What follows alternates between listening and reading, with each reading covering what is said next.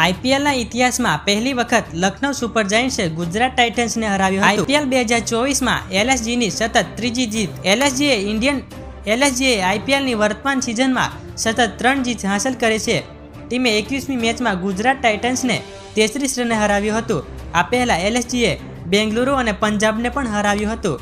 રવિવારે એકાના સ્ટેડિયમમાં એલએસજીએ ટોસ જીતીને પ્રથમ બેટિંગ કરવાનું પસંદ કર્યું હતું અને 20 ઓવરમાં માત્ર 5 વિકેટ ગુમાવીને 163 રન બનાવી લીધા હતા.